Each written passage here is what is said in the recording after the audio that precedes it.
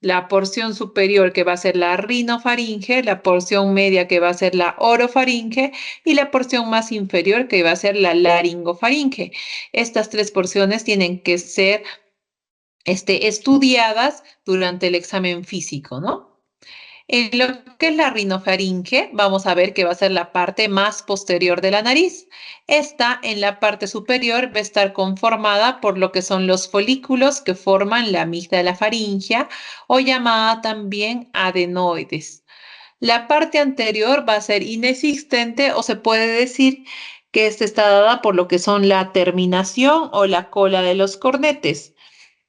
Las partes laterales van a estar compuestas por lo que son las trompas de Eustaquio con sus orificios tubarios y por detrás de esta se va a encontrar la fosa de Rosenmüller, que es el primer lugar donde se asientan lo que son los cánceres de cabo. Y en la parte inferior está formada por el velo del paladar. La orofaringe hacia la parte anterior se va a comunicar con lo que es el istmo de las fauces hacia la boca.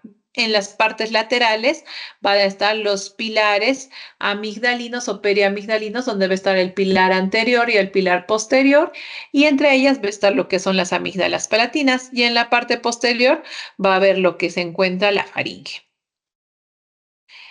En la laringofaringe, ya estamos hablando de lo que es laringe, donde está la epiglotis, las cuerdas vocales, las bandas ventriculares, las aritenoides, que esto va a ser tema de la siguiente clase. En lo que es irrigación, vamos a ver que todas estas estructuras están irrigadas por ramas directas de lo que es la arteria carótida externa.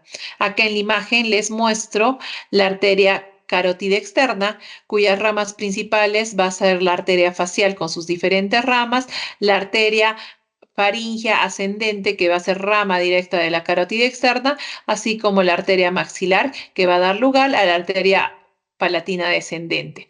Entonces, todas esas estructuras, tanto hablando de amígdalas y adenoides, van a estar irrigadas directamente por lo que es la arteria carótida externa. Entonces, por eso la importancia de que al realizar nosotros cualquier cirugía, ya sea amigdalectomía o adenoidectomía, la principal complicación va a ser el sangrado. Luego acá presentamos lo que es el anillo de Waldeyer. El anillo de Waldeyer es un conjunto de estructuras linfoides. ¿Qué quiere decir este conjunto de estructuras linfoides? Las estructuras linfoides, su función es que al entrar antígenos, ya sea por nuestra nariz o por nuestra boca, estas estructuras linfoides sean las principales en activar nuestro sistema inmune, a empezar a presentar nuestros antígenos para que se active nuestro sistema inmune y tengamos una respuesta inmune. Este anillo, como su nombre lo dice, lo conforman varias estructuras. La parte de arriba va a estar conformada por lo que son las adenoides o llamadas también amígdalas faríngeas, que cuando están aumentadas de tamaño o hipertróficas, como les muestro en la imagen de arriba, lo que va a causar en los niños son insuficiencias respiratorias nasales, que vamos a hablar más adelante. Luego, a los costados tenemos las amígdalas tubáricas o llamadas también las amígdalas de Gerlach. Estas se encuentran rodeando la trompa de Eustaquio. Entonces, cuando estas se encuentran hipertróficas, van a dar lugar a lo que es una otitis media serosa. Luego tenemos las amígdalas palatinas o llamadas también tonsilas, que al inflamarse o al hipertrofiarse van a dar las llamadas amigdalitis hipertróficas. Y por último tenemos la amígdala lingual, que es el conjunto tejido linfoideo más voluminoso y de mayor tamaño, y este es el que se encuentra por debajo de la lengua, a nivel de la base de la lengua. Acá en el anillo de Waldeyer, una estructura importante de la que ustedes tienen que saber son las amígdalas palatinas, porque es una de las patologías más frecuentes que les van a venir cuando ustedes sean médicos generales, las famosas amigdalitis. Entonces, estas van a ser las más especializadas. Es el tejido linfoide más compacto que está conformado por lo que son las criptas amigdalinas. Estos se encuentran en lo que es la fosa amigdalina y esta fosa amigdalina está formada por tres músculos. El músculo palatogloso que va a dar lugar al pilar amigdalino anterior, el músculo palatofaringio que va a dar lugar al pilar amigdalino posterior y los músculos constrictores faringios superiores que van a ser la base de la fosa amigdalina. La irrigación, como les dije, todas estas están dadas por arterias directas de la carótida externa y su inervación es por el noveno par craneal, ¿no? En lo que es semiología, vamos a hablar de la exploración de la faringe en sus tres regiones. Siempre se tienen que exponer las tres regiones: la rinofaringe, la orofaringe y la hipofaringe o laringofaringe.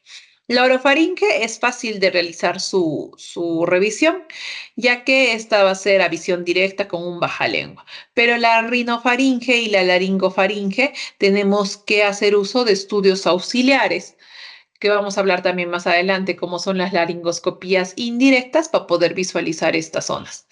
Otra cosa importante es la anamnesis, para ver los antecedentes familiares y personales del paciente, el tiempo de enfermedad que tiene el paciente, ¿no? Es diferente tratar a un paciente con amigdalitis aguda, que en ese momento ha comenzado con malestar general, fiebre, dolor de garganta, a un paciente que te diga, no, doctora, ya llevo varios meses con un dolor de garganta que no se me pasa, ¿no?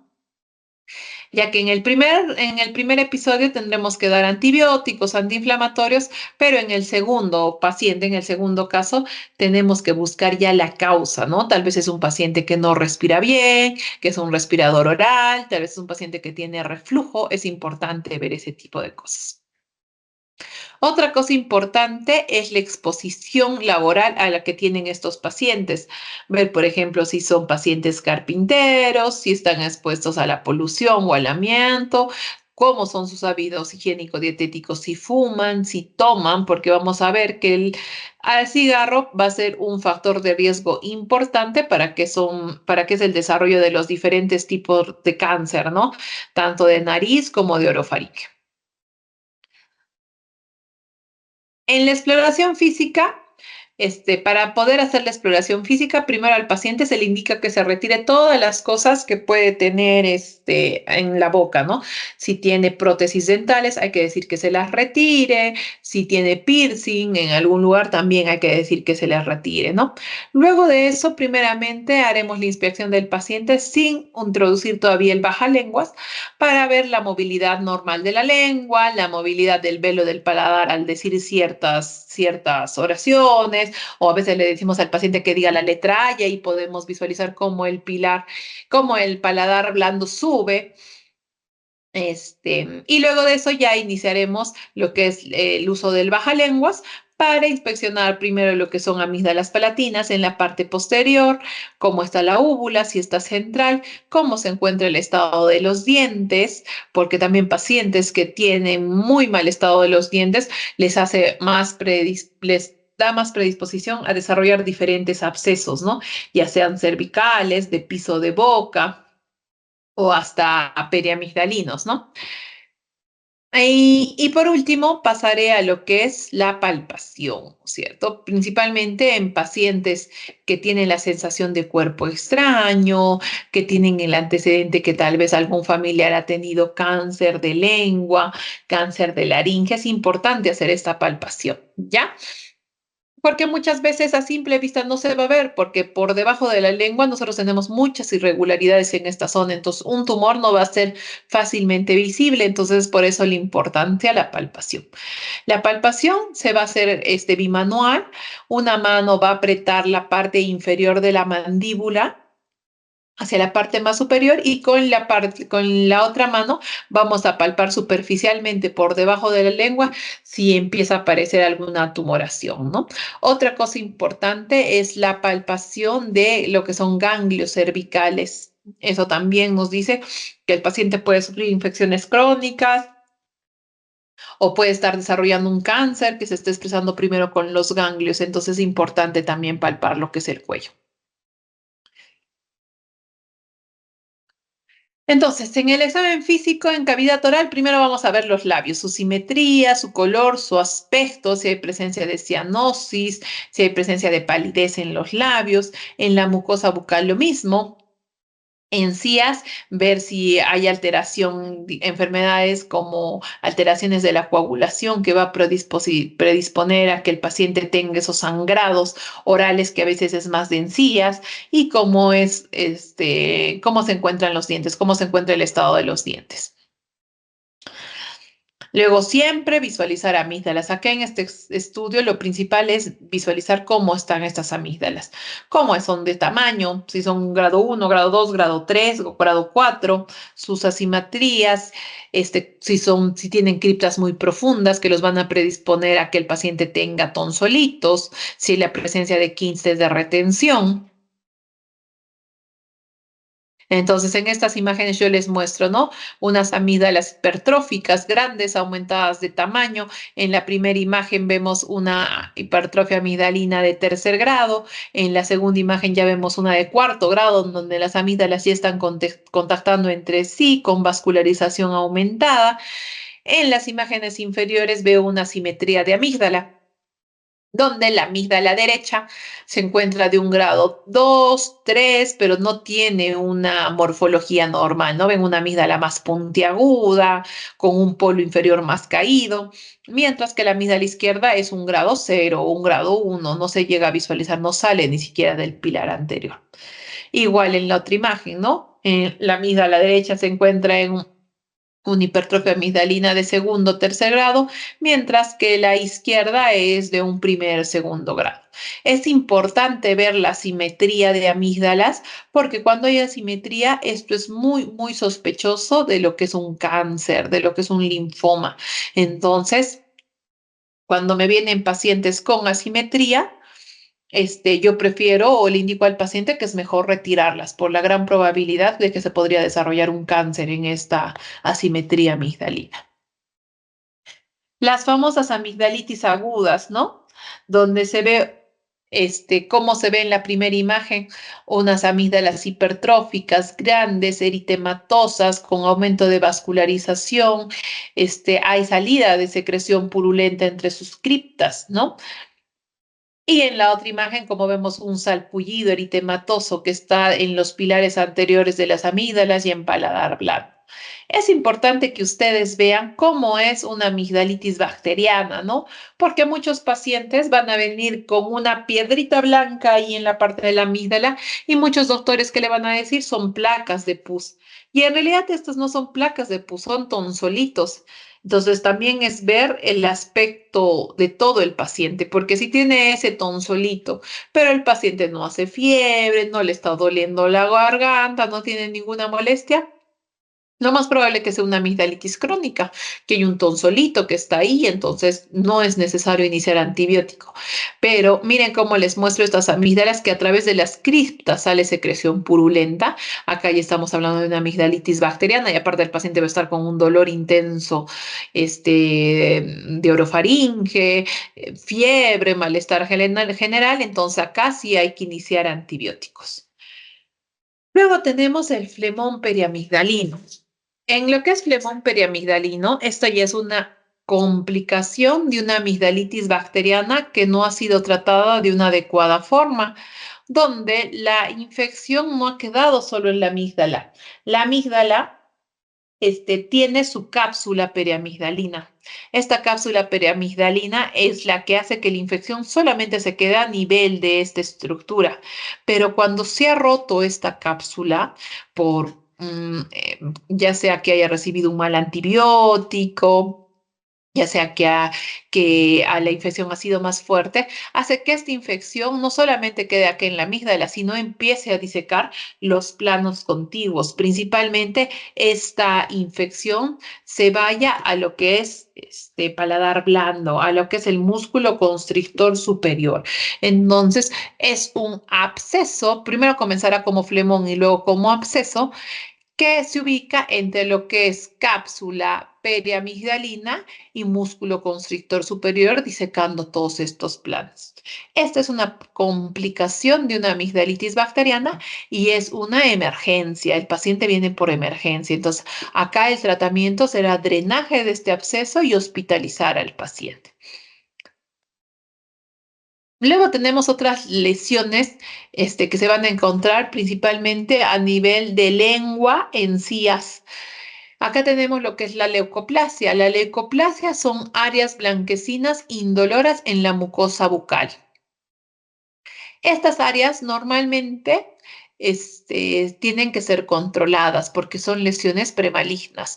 Entonces, a estos pacientes se les quitará todas las sustancias irritantes, como van a ser alcohol, tabaco, cítricos, y se le irá controlando. Si esta lesión no disminuye de tamaño o empeora, estamos en la necesidad de realizar una biopsia de esta zona para ver si estamos contra un cáncer de lengua. Entonces, es súper importante estas lesiones que no curan en lengua, hacer una biopsia. Las úlceras aftosas, que esto es algo que nos ha pasado a casi todos, que luego de un traumatismo, ya sabe que nos mordimos el labio, al cepillarnos nos hicimos alguna herida, comienza una lesión muy dolorosa con un halo rojo. Esta lesión solamente se le tendrá que dar cura en realidad por sí sola, pero se le podría ayudar tal vez con toques de antibiótico, toques con lidocaína para que la molestia no sea tanta, ¿no? Luego tenemos lo que es la glositis atrófica. En la glositis atrófica vemos una lengua lisa, inflamada, con pérdida completamente de las papilas, y esto se debe o nos sugiere una deficiencia de vitaminas del complejo B, principalmente riboflavina, niacina, ácido fólico y vitamina B12. Y lo contrario a una glositis atrófica va a ser la lengua fisurada o escrotal. Esto principalmente lo encontramos en personas de edad más avanzada, de edades mayores, donde ya también la lengua va a tener muchas criptas, y esto va a hacer que la comida se mete en estos pliegues y el paciente venga con molestias como de dolor, una lengua rasposa, dolor, a veces hasta sangrado y mal olor. Entonces acá es mejorar la limpieza de este paciente, hacer mejor limpieza oral para evitar que comida se quede entre estas fisuras y se infecte. Luego tenemos lo que es la ránula. La ránula es una tumefacción quística que se produce por la obstrucción de una glándula salival. Esta ránula es un mucosele, o sea, es un quiste de moco. Entonces, ¿cuál es el tratamiento que tenemos que hacer? Como todos los quistes, primero hacer un drenaje de este y luego hacer una marsupialización, que es abrir el quiste y sacar toda la cápsula quística para evitar que este nuevamente se junte. Luego tenemos el epulis, que es un tumor localizado en las encías, por lo general es inflamatorio, pero no es doloroso, y si produce mucha molestia en paciente, el tratamiento será quirúrgico. Ahora vamos a pasar a estudios auxiliares. En estudios auxiliares, vamos a hacer lo que es la laringoscopía indirecta. En lo que es laringoscopía indirecta, es un estudio que, como les muestro en la imagen, el paciente está sentado, es con anestesia local, en spray que se pone en orofaringe, y agarramos con una gasita, jalamos la lengua del paciente y entramos con estos espejitos dentales previamente calentados para que no se empañen con nuestro aliento, y visualizamos primero, lo dirigimos mirando hacia arriba para poder ver el cabo rinofaringio, ¿no? Y acá visualizar la presencia de tumores, visualizar cómo se encuentran esos rodetes tubáricos, ver cómo están las colas de los cornetes. Luego, este espejito ya también lo vamos a dirigir hacia abajo, hacia hipolaringe o la laringolaringe, y nos va a dar una imagen como la que les estoy mostrando acá abajo, ¿no? Se va a llegar a ver, por ejemplo, la base de las amígdalas palatinas, la base de la lengua, epiglotis, y si somos un poco más acuciosos, vamos a poder llegar a ver aritenoides y cuerdas vocales. Obviamente que este es un examen que nos va a dar una visión de estas estructuras, pero muy de lejos, que es a través de un espejo que vamos a visualizar. Pero lesiones groseras, tumores muy grandes, van a ser fáciles de diagnosticar con este estudio que no es invasivo. Si no, ya pasamos a lo que es la laringoscopía directa. En lo que es la laringoscopía directa,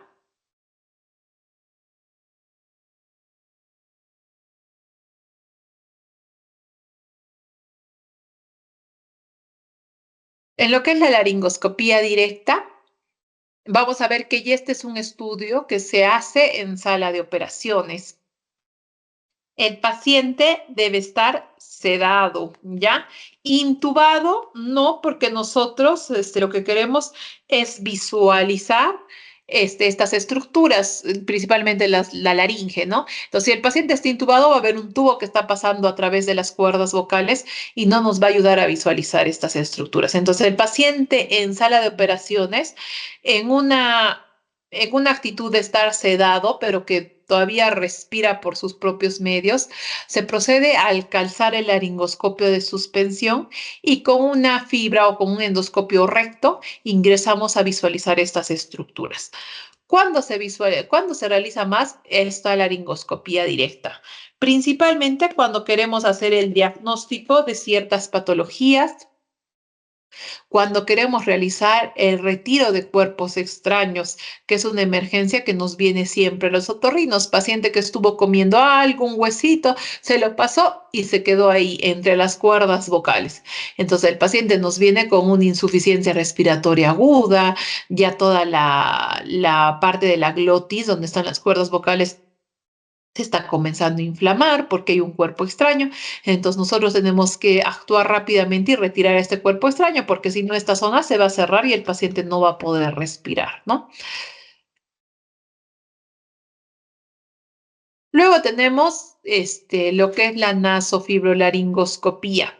A diferencia de la laringoscopía directa, aquí ingresamos a estos lugares a través de un nasofibroscopio, que como les muestro en la imagen, este aparato de color negro es flexible, no es rígido como el endoscopio, es más flexible y puede ingresar por todas las zonas, siguiendo nuestros pliegues, ¿no es cierto? Entonces ingresa por la naricita, se baja hacia acá un faringeo, acá ya visualizamos todo lo que es rinofaringe, luego bajamos a orofaringe, podemos llegar a visualizar lo que son amígdalas, úvula y base de la lengua, y ya bajamos a lo que es laringofaringe, ¿ya?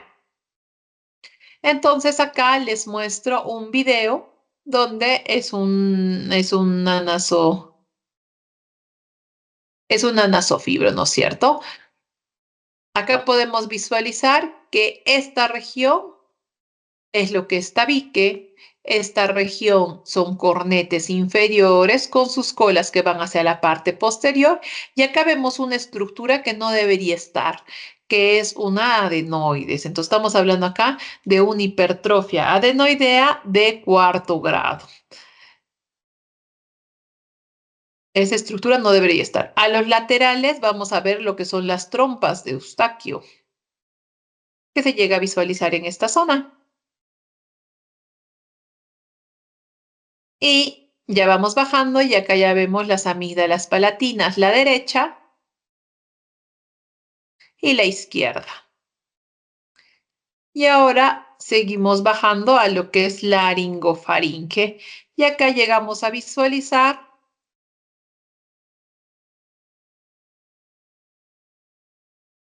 y acá llegamos ya a visualizar epiglotis, aritenoides, y acá abajo en color más blanco cuerdas vocales, y ya acá estaríamos iniciando en el primer anillo traqueal. Entonces, la nasofibro, a diferencia de una laringoscopía directa, es flexible, puede ingresar a través de nuestra nariz y ir curvándose por las zonas hacia llegar hasta el laringe, ¿no? Luego tenemos otro estudio que es la estroboscopía. Este estudio de estroboscopía es un estudio que nos llega a mostrar que principalmente se utiliza para alteraciones con la voz. que nos llega a visualizar la funcionalidad de las cuerdas vocales, porque para nosotros poder hablar, las cuerdas vocales tienen que chocar por completo en toda su extensión. Pero si hay algunas lesiones que impiden este choque completo, el paciente va a venir con el síntoma de disfonía, ¿ya? Entonces, todo paciente que tiene disfonía, es importante hacerle una nasofibrolaringoscopía y una estroboscopía para visualizar las cuerdas vocales. Entonces, acá les muestro unos videos de estroboscopía. Esta es una estroboscopía normal, donde se visualiza cómo ambas cuerdas vocales chocan completamente entre sí para poder hablar.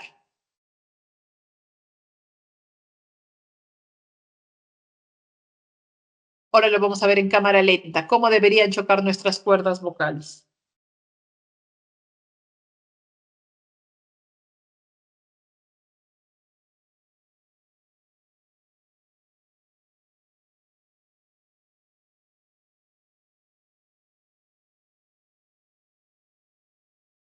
Esa es una laringe normal.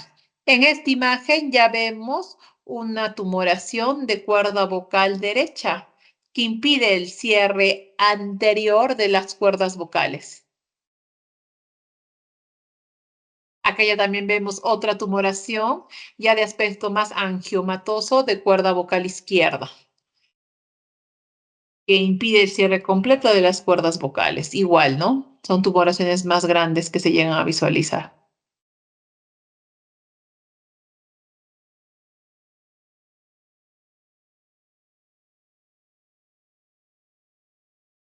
Entonces, para eso es el estudio de estroboscopia. Ahora vamos a hablar acerca de la patología inflamatoria de todas estas zonas. Primero vamos a comenzar hablando acerca de lo que es la adenoiditis aguda.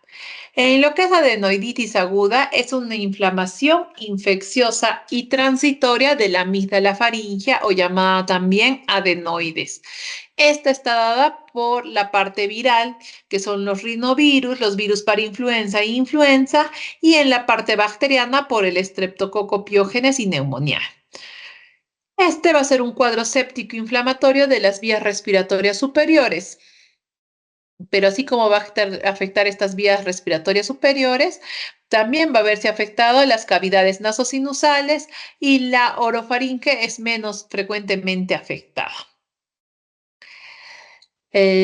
También con frecuencia se va a afectar lo que es el oídito, principalmente la trompa de Eustaquio.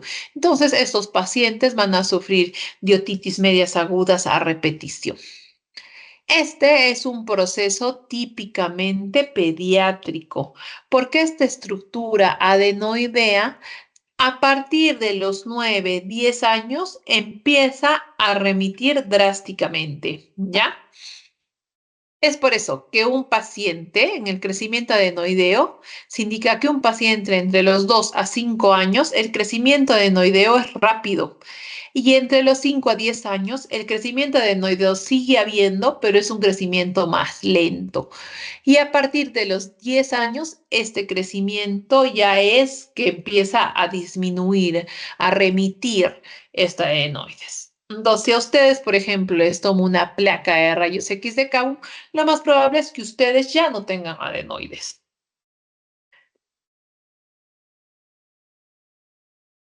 Entonces, ¿cómo va a ser el cuadro clínico de un paciente con adenoiditis?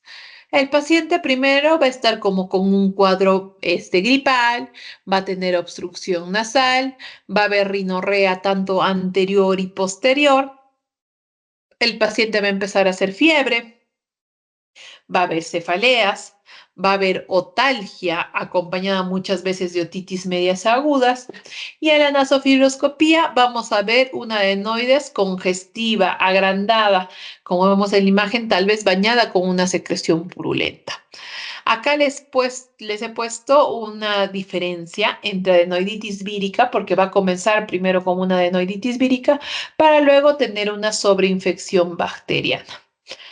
Entonces, ya vamos a pensar de iniciar antibiótico cuando el paciente comienza a tener una rinorrea verde, amarillenta, más espesa, cuando hay adenopatías inflamatorias más voluminosas y palpables, cuando el paciente va a empezar a tener halitosis, cuando empiece a tener fiebre, tenemos que, tenemos que ya empezar el inicio del antibiótico. En lo que es tratamiento, el antibiótico que vamos a utilizar va a ser la amoxicilina con ácido clavulánico y también se pueden utilizar las cefalosporinas como la ceftriaxona. Y si son alérgicos a penicilina, tendremos que usar los macrólidos como la citromicina o el trimetoprim sulfametoxazol. Es importante la hidratación en estos niños, el uso de antiinflamatorios, mucolíticos, vasoconstrictores y hasta corticoides nasales para ayudar a desinflamar esta adenoides. Pero, ¿qué pasa si esta afección inflamatoria y séptica de la amígdala faríngea ya se vuelve más crónica? Estas infecciones recurrentes de esta adenoides hacen que se formen cambios tisulares irreversibles y que empiece a aparecer en esta zona fibrosis y necrosis y desestructuración de la trama linfoide. Entonces, estas adenoides ya no van a reducir de tamaño, van a quedar grandes, aumentadas de tamaño. Entonces, ¿el paciente qué va a tener? El paciente ya no se va a encontrar en mal estado general como si estuviera con un proceso gripal, pero la mamá se va a quejar de que, doctora, mi hijito, yo veo que siempre respira con la boquita abierta. Hay una insuficiencia respiratoria nasal bilateral. Mi hijito siempre para con moquitos, pero es una secreción así espesa que tienen ambas fosas nasales. Mi hijo siempre despierta y hay mal olor en su boquita. Yo siento que mi hijo tiene una voz nasal, no es una voz clara.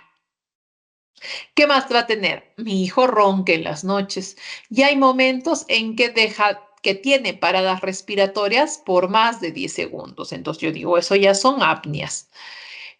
Va a tener procesos óticos frecuentes. Mi hijito a cada rato se enferma de infecciones de oído. Va a tener a veces dolores de cabeza. Y cuando entra el niño para examinarlo, nosotros vemos que tiene una fase extraña, una fase adenoidea. Es esta imagen como vemos a los niños, ¿no?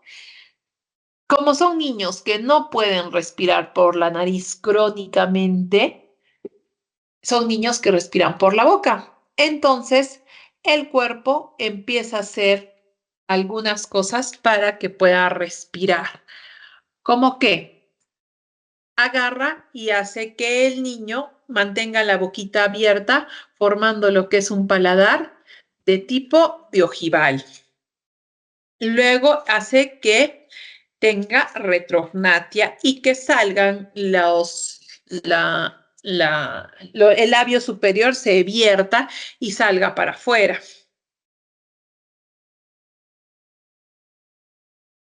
También hace que los dientes se doblen y sean más protruidos hacia la parte de afuera. Y se dice que son niños que aparte de tener esta alteración en el desarrollo maxilofacial, van a ser unos niños cansados, con ojeras, muchas veces irritables, hiperactivos, que no descansan bien. En lo que es de su desarrollo pondural, vamos a ver que son niños pequeñitos, que no comen mucho, que son más bajitos de lo normal, pesan menos de lo normal, porque normalmente con los niños para poder producir la hormona de crecimiento tienen que descansar, tienen que dormir de corrido y es ahí cuando se produce la hormona de crecimiento. Pero si son niños que están teniendo periodos de apnias, que no respiran bien, estos niños no van a crecer adecuadamente y van a tener este problema, ¿no? ¿Y cómo hago el diagnóstico de la hipertrofia adenoidea? El diagnóstico lo voy a hacer con una rayos X. Entonces voy a pedir radiografía de Kabum. En la radiografía de Kabum lo voy a dividir en 3 grados. Grado 1 si la obstrucción es hasta el 33%. Grado 2 si está hasta el 66% y grado 3 si hay una obstrucción completa. El grado 1 es normal, pero si hablamos de un grado 2, un grado 3, el tratamiento es quirúrgico. ¿Y cómo veo la adenoides? Tomo la imagen y visualizo esta imagen lateral y veo desde base de cráneo lo que está creciendo hacia rinofaringe. En esta primera imagen estoy hablando de una adenoides de primer grado, una adenoides pequeña, porque tiene una buena luz para poder respirar, mientras en la segunda imagen ya estoy hablando de una adenoides de tercer grado, donde su luz respiratoria es bastante pequeña y es más, termina como si fuera la punta de un lápiz. Acá igual vemos imágenes donde vemos una adenoides de tercer grado y acá una adenoides de segundo grado, ¿no? Aparte acá también se ve la hipertrofia de las amígdalas que se encuentran aumentadas de tamaño. Otro examen importante de realizar son las pruebas otológicas, porque he dicho, muchos de estos pacientes se relacionan con lo que son las otitis medias agudas a repetición y otitis medias serosas. Entonces, un pacientito mayor de 5 años que nos colabora, le podemos tomar lo que es un examen de audiometría. Y en el estudio de audiometría, lo más probable que nos va a salir es una hipoacusia de tipo conductiva. Y en el estudio de impedanciometría, lo más probable es que nos salga una curva B o una curva plana que nos indica que hay agua dentro del oído. Y al hacer la otoscopía vamos a ver, como vemos en estas imágenes, líquido por dentro del oídito, pero el paciente no va a tener nada de dolor porque estamos hablando de una otitis media serosa.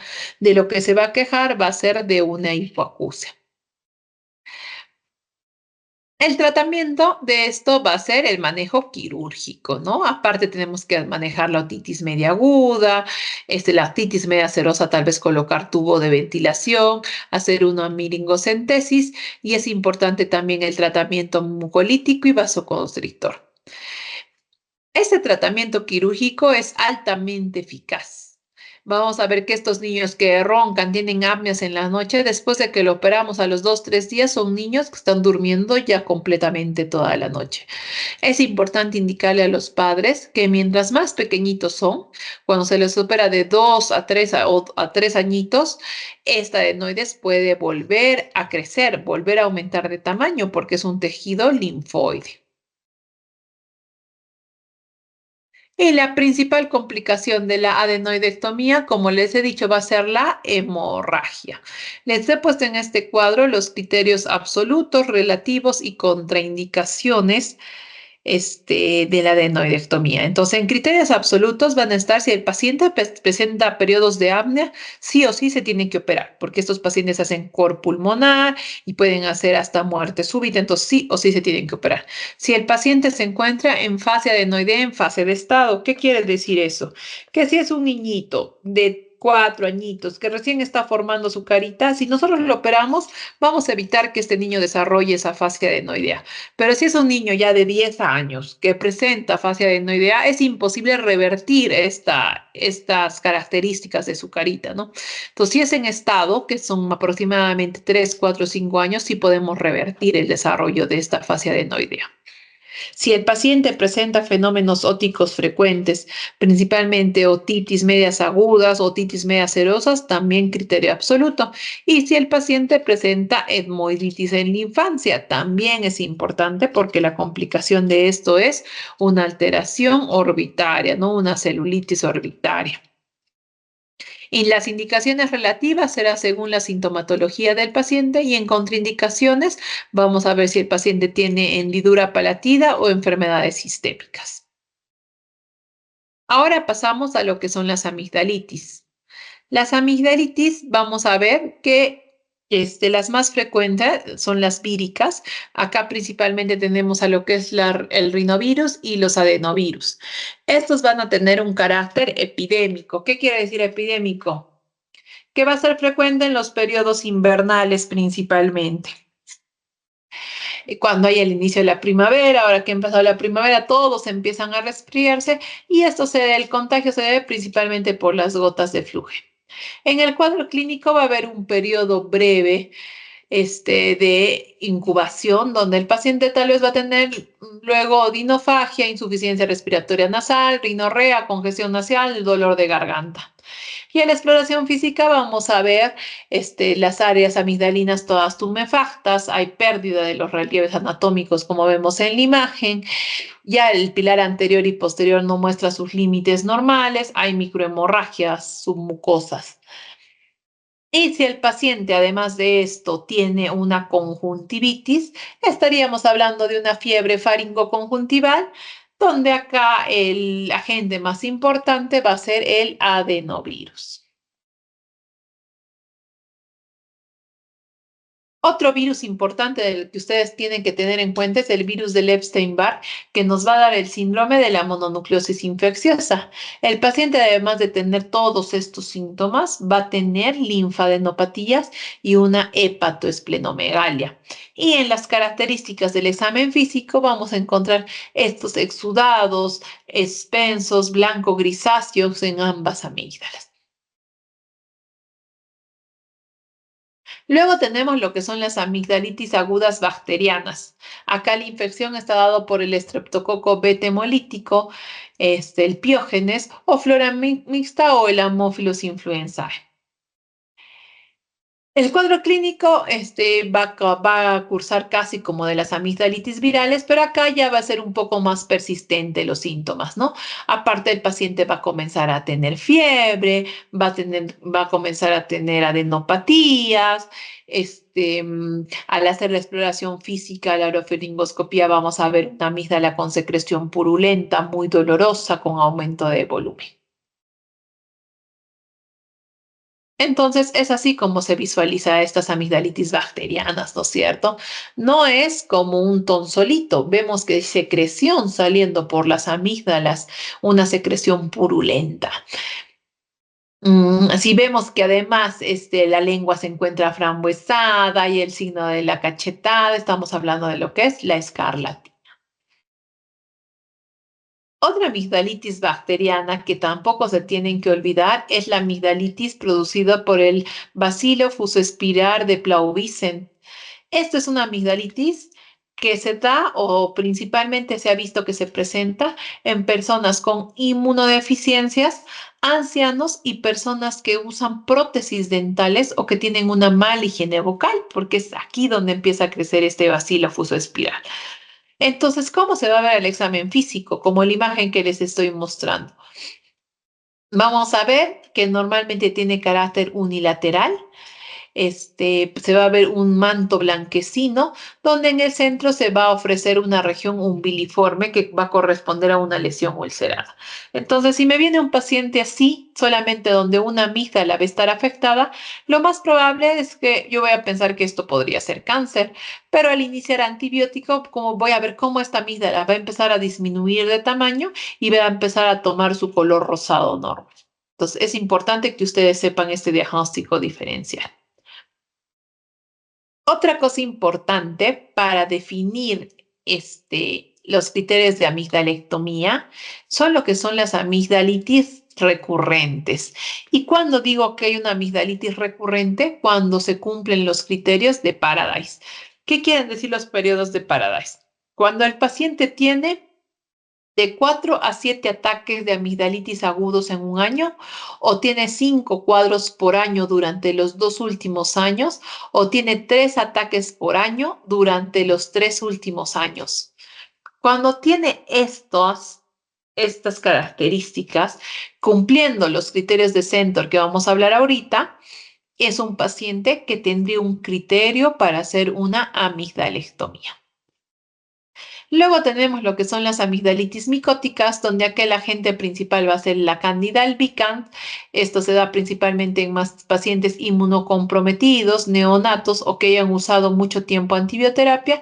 Y en el examen físico vamos a encontrar secreciones algodonosas que no solamente afectan la orofaringe, también van a afectar pilar blando, úvula y lengua. Y al nosotros querer desprender estas lesiones, se va a dejar una base eritematosa, muchas veces sangrante. El tratamiento principalmente va a ser con nistatina toques, un tópico, y en algunos pacientes se les puede dar vía oral el clotrimazol. Pues acá tenemos los criterios de Centor. Los criterios de Centor son importantes para decidir si esta amigdalitis es bacteriana o es viral y de acuerdo a eso decidir o no dar antibióticos o solamente dar sintomáticos. En lo que son criterios de Centor, vamos a hablar acerca de la temperatura axilar, más de 38 grados, si hay una hipertrofia o exudado amigdalar o hay un cultivo positivo para el estreptococo beta hemolítico, si hay la presencia de adenopatías laterocervicales dolorosas y si hay ausencia de tos.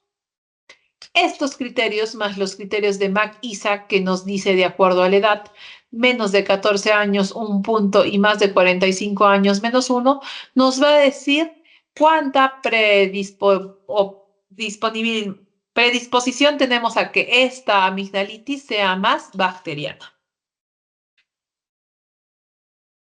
El tratamiento de estas amigdalitis va a ser con la amoxicilina o la amoxicilina ácido clavulánico en dosis de 500 miligramos, divididas cada 8 horas por lo menos 7 días de tratamiento antibiótico siempre.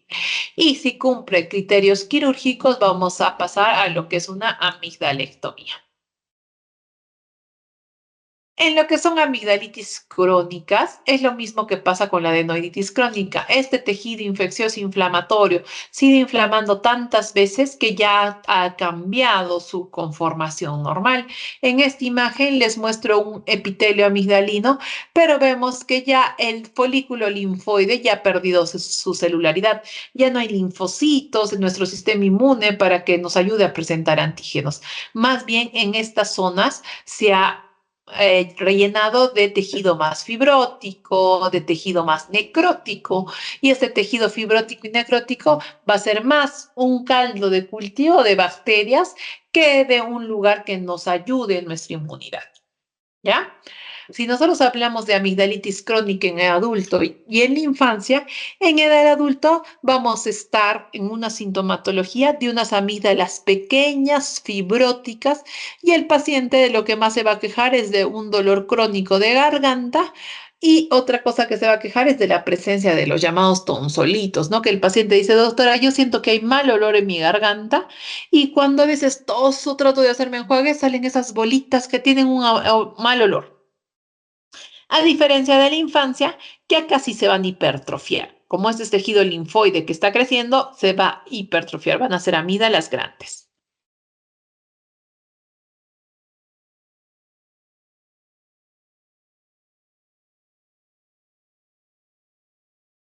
Mm. Entonces, en la exploración, como les dije, siempre vamos a realizar la palpación buscando posibles adenopatías. Y al hacer la orofaringoscopía vamos a hacer la maniobra de compresión amigdalina o llamada también la de Vigo-Smith, donde vamos a presionar nuestra amígdala palatina hacia la parte posterior y vamos a ver la salida de calcium de estos tonsolitos con mal olor. Cuando son hipertróficas, estamos hablando de niños, vamos a ver que la sintomatología de estos pacientes pediátricos va a ser tos debido a la acción reflexógena que estas amígdalas producen. Va a tener la sensación de que hay un cuerpo extraño. Vamos a ver que el paciente no va a tener fenómenos de tipo disneico, pese a que tienen unas amígdalas de cuarto grado en vigilia, cuando están despiertos haciendo sus cosas, el paciente en ese momento no va a tener fenómenos disneicos, pero sí cuando está en el sueño, cuando hace sus periodos de sueño, porque esas amígdalas van a caer a la parte posterior de la garganta y van a producir una obstrucción. En la exploración física vamos a ver, como les muestro en esta imagen, unas amígdalas grandes, hipertróficas, ¿ya? Y los vamos a dividir en grados. El grado 1 es cuando ocupan menos del 25% de la luz, grado 2 es cuando ocupan del 25 al 50% de la luz, grado 3 cuando destruyen del 50 al 75% de la luz y grado 4 cuando ya contactan entre sí en la línea media. Entonces van a haber indicaciones absolutas de amigdalectomía. Cuando las amígdalas son tan hipertróficas que el paciente le empieza a provocar una broncopatía severa, cuando hay disfagias o alteraciones del habla o cuando hay una maloclusión dental y empiezan a haber deformaciones del desarrollo facial. Todas estas estamos hablando cuando el paciente tiene una hipertrofia amigdalina de tercer a cuarto grado. Cuando tiene amigdalitis a repetición cumpliendo los criterios de Paradise y los criterios de Centor, cuando es un segundo absceso periamigdalino o cuando hay asimetría que nos hace sospechar de malignidad. Entonces, cuando hay amigdalitis a repetición, como les dice, cumpliendo los criterios de Centor y los criterios de Paradise, ¿no? Cuando hay más de 7 episodios en un año, más de 5 episodios en cada uno de los últimos 2 años, o más de 3 episodios en cada uno de los últimos 3 años, y que cumple los criterios de Centor, que es que el paciente presente temperatura, adenopatías, exudado amigdalar y cultivo positivo para estreptococo beta hemolítico del grupo A, y también ausencia de tos. El tratamiento que estos pacientes hayan recibido antibiótico, ¿ya? Porque ahí estamos pensando que sí es una bacteria lo que ha tenido el paciente y que todos estos episodios hayan sido confirmados. ¿Por qué es importante esto? Porque muchos pacientes tal vez vienen con una rinitis alérgica crónica o una rinitis crónica y la mamá nos va a decir todo el rato mi hijito está enfermo, pero no recibe antibiótico porque no está con fiebre, no está con adenopatías. Entonces, eso no sería un criterio de Paradise que está cumpliendo los criterios de Centor para decir que son amigdalitis a repetición. Luego tenemos lo que es el flemón o absceso periamigdalino. En este flemón o absceso periamigdalino, como les he dicho, es la complicación local más frecuente de una amigdalitis bacteriana, donde va a haber una colección de pus entre lo que es la cápsula amigdalina y el músculo constructor superior de la faringe. Esta es una emergencia. ¿Y cómo nos va a venir al paciente? Indicándonos que hace unos días ha tenido una amigdalitis, tal vez no tomó el antibiótico adecuado, no siguió un tratamiento adecuado y luego de lo cual ahora está con un dolor muchísimo más intenso, ahora no puede comer, no puede pasar. Primero fue una disfagia a sólidos y luego ya a líquidos, no puede pasar ni los líquidos, va a tener una notalgia refleja, va a tener tortícolis, va a tener hipersalivación, trismos, no nos puede abrir la boca y el paciente viene en mal estado general. A lo poco que le podemos visualizar al hacerle la orofaringoscopía, se visualiza esta imagen, donde el pilar blando se encuentra completamente abombado, con aumento de volumen, y todas las estructuras se empiezan a lateralizar hacia el lado opuesto de donde está el absceso periamigdalino.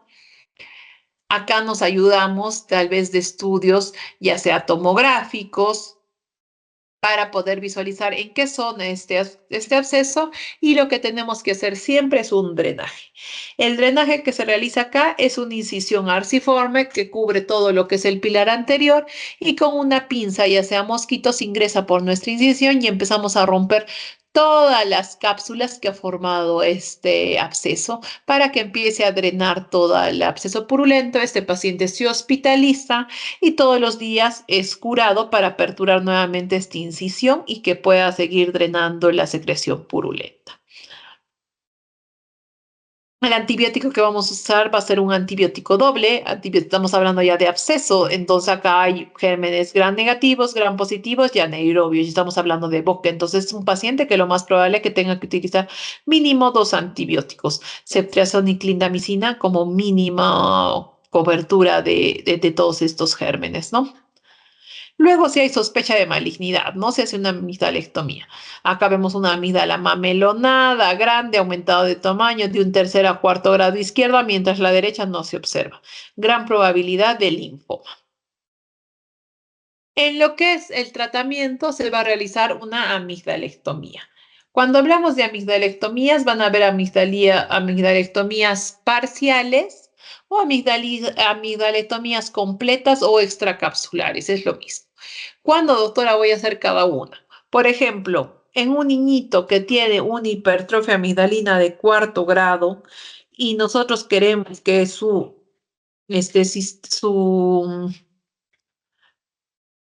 sus estructuras linfoides presentadoras de antígenos sigan protegiendo a este niño, podemos hacer una amigdalectomía parcial, porque lo que queremos es reducir el tamaño de estas amígdalas y el paciente no tenga los síntomas obstructivos. Pero, por ejemplo, si es un paciente que hace abscesos periamigdalinos a repetición, tenemos que retirar completamente toda la amígdala y su cápsula. Si tenemos un paciente que estamos sospechando de malignidad, tenemos que retirar toda la amígdala y su cápsula. Si estamos pensando en un paciente que sufre infecciones respiratorias cumpliendo criterios de paridad, tenemos que retirar toda la amígdala porque este más es un foco infeccioso. Luego, hablando de lo que es el síndrome de apnea obstructiva del sueño, vamos a ver que esta se va a caracterizar porque hay una presencia de un índice apnea-hipopnea mayor de 5 asociada con síntomas y signos como aurosales frecuentes asociados con las apneas, bradicardia y desaturación de oxihemoglobina. ¿Quién nos va a dar este índice apnea-hipopnea? El estudio que se realiza en estos pacientes, que es la polisomnografía. Y esto nos va a ayudar a saber si estamos ante un SAOS leve, moderado o severo. Si este es leve, vamos a tener un índice apnea-hipopnea de 5 a 14. Si es moderado, de 15 a 29 y si es severo, mayor a 30. ¿Ya? Es importante descartar este síndrome de apnea obstructiva del sueño, ya que estas desaturaciones de oxihemoglobina van a tener repercusiones cardiovasculares. Principalmente estos niños van a empezar a desarrollar lo que es un cor pulmonar, hipertensión pulmonar y muerte súbita. Entonces, este es el estudio que se realiza en estos pacientes con SAOS, que es la polisomnografía, que es considerado el gol estándar para SAOS. Acá se evalúan diferentes variables, como va a ser la saturación, el ritmo respiratorio, tanto de abdomen como de tórax, la desaturación y un electroencefalograma, así también como la frecuencia cardíaca. Entonces lo hacemos dormir al paciente y colocamos todas estas estructuras en el paciente y mientras está durmiendo vemos cuando empieza a hacer estos periodos de apnea. Cuando empieza a hacer este periodo de apnea, la saturación empieza a disminuir, los movimientos tóraco-abdominales no son tan continuos o no tienen una continuidad, un equilibrio entre estos movimientos y el electroencefalograma de lo que el paciente está durmiendo, en nuestro cerebrito se empieza a activar porque no le está llegando oxígeno. Entonces, cada una de estas paradas es un índice apnea-hipopnea. Si estamos hablando más de 5 índices apnea-hipopnea, ya estamos pensando que el paciente tiene síndrome de apnea obstructiva del sueño. Entonces, el SAOS en niños principalmente se va a deber a factores anatómicos, como es la hipertrofia de amígdalas, hipertrofia de adenoides, alteraciones en la úvula, retrognatia y obesidad. Los niños en la clínica van a tener este sueño con ronquidos, un sueño poco reparador, con periodos de paradas respiratorias, ¿no? Y estos niños van a tratar de ponerse en ciertas posiciones para poder respirar mejor, como es, van a dormir con el cuello hiperextendido, muchas veces en las noches van a tener enuresis y en las mañanas ya van a ser niños hiperactivos, irritables, con retraso pondoestatural. Otro estudio que se puede hacer para el SAOS es el famoso DICE. Este DICE es una nasofibrolaringoscopía mientras el paciente está durmiendo y podemos ver el grado de colapso de los diferentes sitios anatómicos. El tratamiento en niños del SAO es una adenoamigdalectomía que es eficaz casi en un 80 a un 85%, a diferencia de los adultos, ¿no? Muchas veces ustedes tienen tíos, abuelitos que roncan en las noches y hacen estos periodos de apnea. No solamente de ellos son factores anatómicos, también son, o sea, factores anatómicos a nivel de nariz, de orofaringe, ¿no? También son factores externos como que tienen cuello corto, tienen un cuello más grueso, como son obesos, la gran mayoría de estos pacientes tienen grasa en su cuellito y eso no ayuda a que estos músculos tengan la fuerza necesaria para mantenerse abiertos durante el sueño. Y es por eso que estos músculos colapsan durante el sueño. Otra cosa que pueden tener es la úvula aumentada de tamaño o pueden tener macroglosia. Entonces, en estos pacientes ya adultos que tienen SAOS, primero haremos un estudio para ver qué causas le pueden estar produciendo la obstrucción al respirar. Si tiene un tabique desviado, operaremos el tabique. Si tiene unas amígdalas grandes, operaremos las amígdalas. Si tiene úvula grande, pues haremos cirugías de reducción de úvulas. Si tiene macroglosia, tal vez utilizaremos dispositivos para tratar de jalar la lengua. Pero si pese a eso el paciente no mejora, ya tendremos que recurrir a el tratamiento definitivo que es el CPAP, que es la presión positiva continua en vía aérea. Es como les muestro en esta imagen una máscara que se tiene que colocar el paciente durante el sueño para que esta máscara le dé al paciente oxígeno, pero a presión positiva, es decir, a un oxígeno a una fuerte presión que va a hacer que estas estructuras que caen hacia la vía aérea puedan estar abiertas y no colapsen y el paciente no haga este síndrome de apnea obstructiva. Porque las complicaciones de este síndrome de apnea obstructiva del sueño va a ser que los pacientes primero en las mañanas van a ser pacientes que se duermen, que siempre van a despertar cansados, del mal humor, y sistémicamente van a tener los pacientes cefaleas matutinas porque retienen el CO2, pueden desarrollar ictus, isquemias, infartos, fibrilación auricular y hasta la muerte súbita. Aumenta más el factor de presentar un infarto agudo de miocardio. Luego tenemos lo que son pues, las faringitis crónicas, que como les digo, un paciente que sufre de faringitis por más de un mes o amigdalitis por más de un mes, no es que iniciamos nuevamente antibiótico, sino tenemos que ver la causa por la cual la paciente no mejora con el tratamiento, ¿no? Entonces acá tenemos que ver los hábitos de los pacientes, si fuma, si toma, si tiene cambios de temperatura, si tiene insuficiencia ventilatoria nasal, no respira bien y respira con la boquita abierta.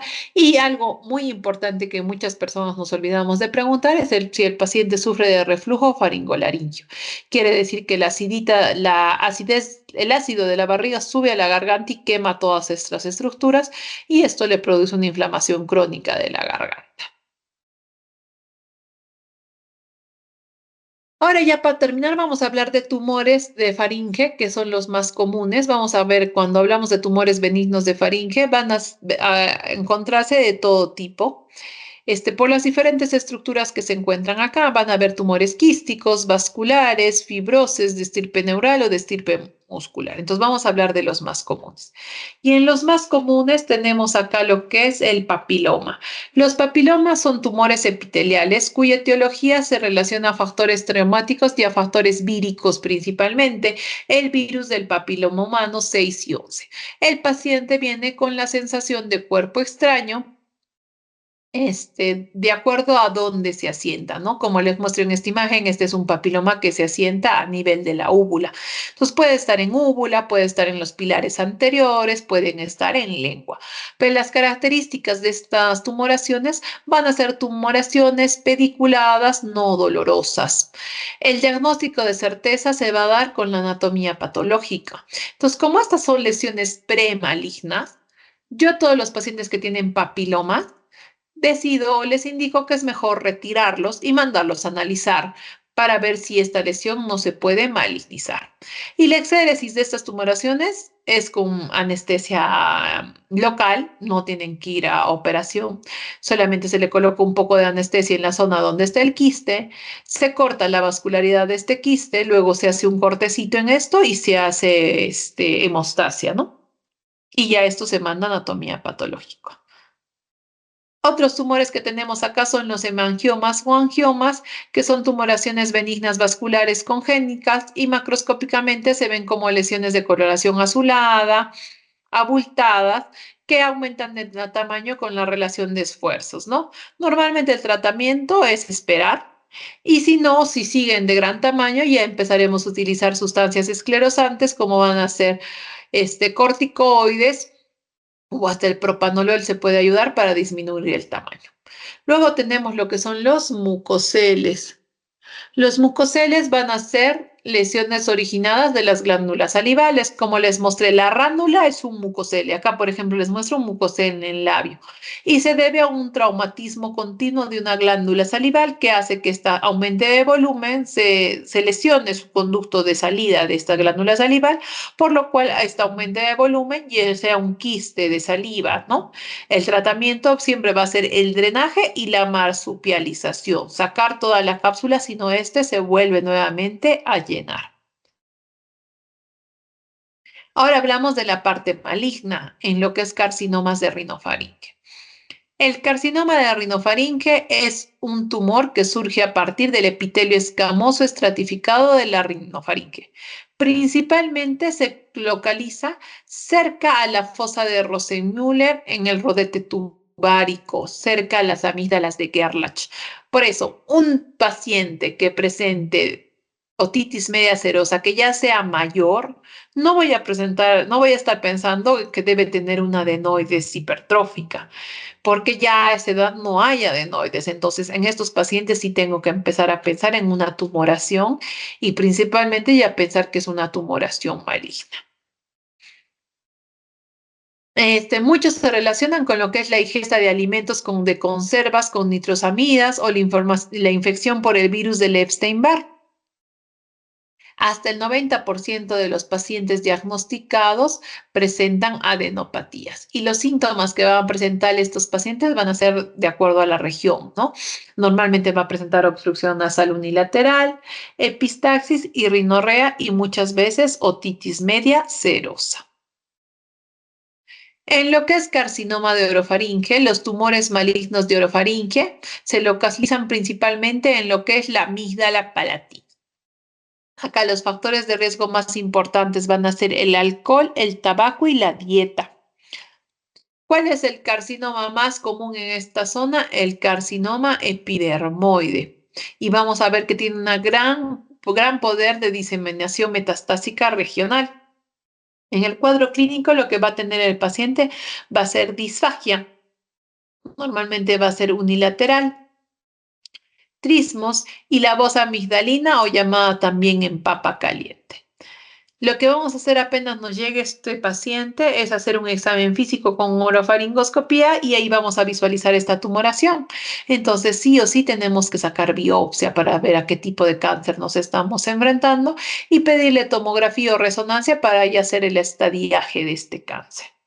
Entonces aquí les muestro algunas imágenes de carcinoma de orofaringe, ¿no? Acá vemos un carcinoma de amígdala derecha, de amígdala izquierda, el otro de amígdala derecha y acá tenemos un carcinoma posterior de faringe y en la última imagen tenemos un carcinoma a nivel de epiglotis, a nivel de laringofaringe.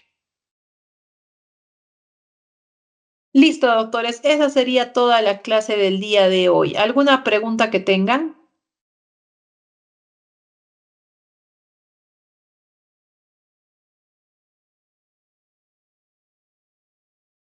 Doctores.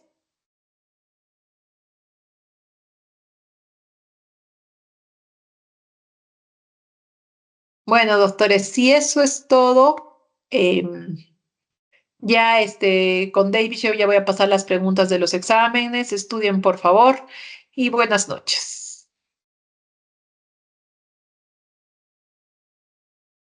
Gracias, doctora. Buenas noches.